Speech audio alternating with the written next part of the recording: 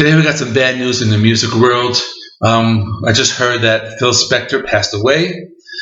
Now, in recent years, the name Phil Spector kind of had like a negative connotation. He was serving a prison sentence. He was convicted of the 2003 murder of Lana Clarkson. He was serving a 19-year to life sentence. But I'm not going to talk about any of that. I just want to talk about his legacy and the impact he made on the music world. So Phil Spector started working with bands in the 1960s.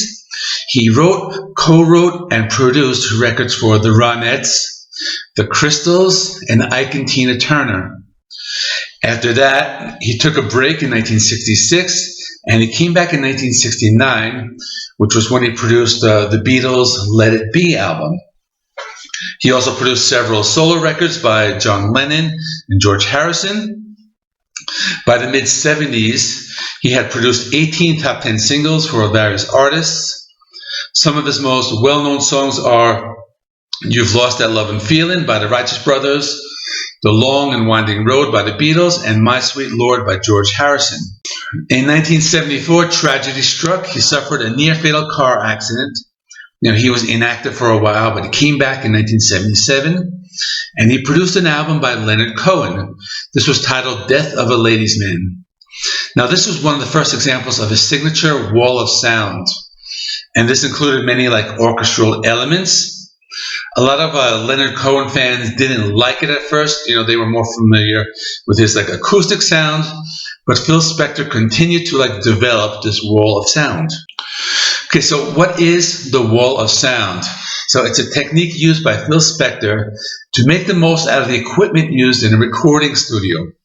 So he did this by using large ensembles of instruments that were used to double and triple specific parts of a song, and it created a fuller and richer sound.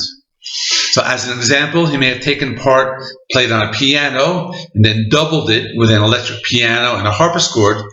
This created a unique sound that was unheard of in those times. Another technique he used was the use of echo. So basically what he did was record the artist with microphones and transmit it to an echo chamber that was in the basement. In this basement was filled with speakers and microphones. Then the sound was channeled back to the recording room and recorded on tape. So this created a really nice echo effect in the music. He also has another technique called spill. When he was mixing the track for Zippity Doo Dah, he turned off the track that was for the electric guitar. But in doing this, the sound was still picked up by various microphones in the room. And this created a unique texture and ambience. So that's about it. I just want to take a few minutes to talk about the legacy of Phil Spector. So he was responsible for some of our favorite artists, most notably the Beatles, George Harrison, John Lennon, the Ramones, and Ike and Tina Turner. He's also responsible for some of the more popular songs in the past 60 years. We have To Know Him Is to Love Him by the Teddy Bears. Then He Kissed Me by the Crystals. You've Lost That Love and Feeling and Unchained Melody by the Righteous Brothers. My Sweet Lord by George Harrison. Power to the People and Imagine by John Lennon.